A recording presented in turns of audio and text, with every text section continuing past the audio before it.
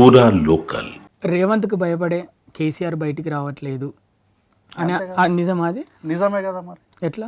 ప్రధాన ప్రతిపక్ష నాయకుడిగా పక్క రాష్ట్రం కూడా అపోజిషన్ పార్టీ ఉంది, ఆయన కూడా ముఖ్యమంత్రిగా చేసిండు 5 ఏళ్ళు. నీకన్నా వయసులో చాలా చిన్నోడు కదా. వచ్చిండు, అసెంబ్లీ పెడితే అసెంబ్లీకి వచ్చిండు, ప్రమాణ స్వీకారం చేసిండు, కూర్చున్నాడు, పోయిండు. ఓడిపోయిన వెంటనే ఏం చేసిండు? వచ్చిండు, ప్రెస్ మీట్ పెట్టిండు. ఎస్, ఈ ఓటమి నేను యాక్సెప్ట్ చేస్తున్నా, నేను ప్రజల పక్షాన పోరాడతా, నిలబడతాను అన్నాడు. చేస్తున్నాడు కదా.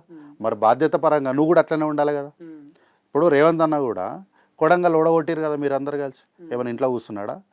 బయటికి వచ్చిండు, ఓటమిని ఒప్పుకున్నాడు, ప్రజల కోసం మళ్ళా కొట్లాడుతా అన్నాడు. వచ్చిండు, ఎంపీగా గెలిచిండు, 5 ఏళ్ళు ఎంపీగా కొట్లాడిండు. ఈ రోజు వరకు చంద్రశేఖరరావు ఎక్కడన్నా సరే ప్రజల తీర్పుని నేను ఒప్పుకుంటున్నా, ఈ తీర్పును, ఈ ఓటమి నేను అంగీకరిస్తున్నా అని చెప్పిండా? ఎందుకు చెప్పలేదు?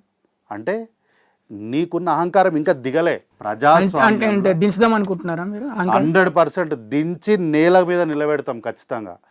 కల్వకుంట్ల చంద్రశేఖరరావుని తీసుకొచ్చి ఎంత ఎత్తునున్నాడో అంతే ఎత్తు, ఎట్లా ఎదిగిండో అట్లనే తీసుకొచ్చి ఆయన కాళ్ళను ఈ భూతల్లికి ఆనిస్తాం. ఈ నేల మీద నిలబెట్టే వరకు కొట్లాడతాం.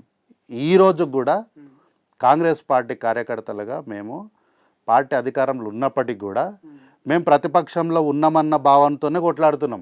ఎందుకంటే ప్రజల తరఫున. ఎందుకు అంటే వీళ్ళు ప్రజలకు చేసిన మోసాలు కానీ, ప్రజలకు చేసిన అన్యాయాలు కానీ, స్కామ్లు చేసిరా. ఎవరు? వీళ్ళంటే కల్వకుంట్ల చంద్రశేఖరరావు అండ్ కో. వీళ్ళు చేసిన స్కాములు కానీ, వీళ్ళు చేసిన బయట పెడతలేరు. మరి ఎందుకు మీరు వచ్చి ఎప్పుడు పెడతారు? సమయం సందర్భం ఎప్పుడు వస్తుందో ఆ రోజు తప్పకుండా పెడతాం. ఆల్రెడీ హైడ్రా విషయంలో మేము ప్రత్యేకంగా మేము చెప్పే అవసరం లేదు. ఇప్పుడు మేము చెప్పినాం అనుకోండి, మీకేం పని లేదు, మీకు ఆయన బీఆర్ఎస్ మీద కోపం ఉంది కాబట్టి మీరు వాంటెడ్గా చెప్తున్నారు అని అంటారు. మేమేం చెప్పకుండానే ప్రజలు వచ్చి చెప్తున్నారు, డాక్యుమెంట్లు చూపిస్తున్నారు. ఏమని?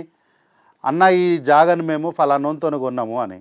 ఎవడరా ఫలానోడు అంటే ఇంతకుముందు 1 లింక్ మళ్ళీ కేటీఆర్తోనే దొరుకుతుంది. సో వీళ్ళు చేసిన అక్రమాలను మా నోటితో చెప్పేది ఏం లేదు, ప్రజలే ఆధారాలతో సహా తీసుకొచ్చి మీడియాకు చూపిస్తారు.